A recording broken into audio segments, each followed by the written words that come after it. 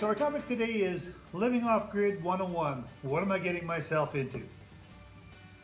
So the first step in determining what you're going to need to live off grid would be to sit down and determine what the AC loads are going to be in the house or cottage.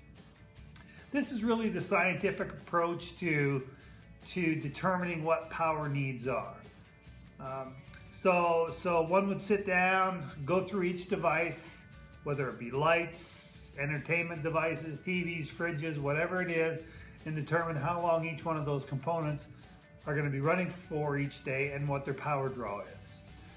Obviously, this all involves a little bit of a lifestyle change, and we're not going to live the same way off grid as we do on grid when we can come in, turn power on without any thought.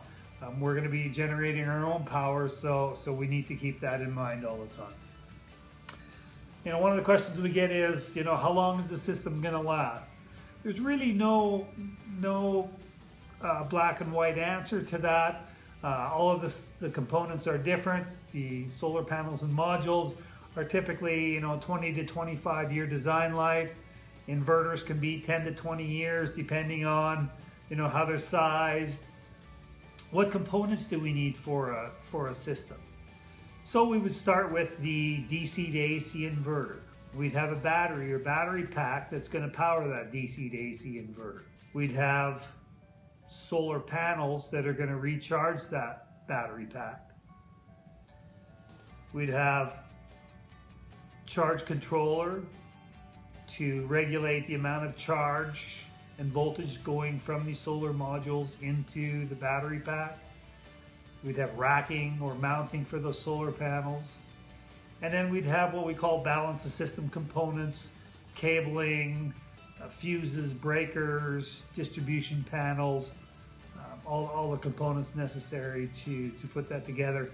And finally, we generally have a generator as well. And now once installed, what do we have to do?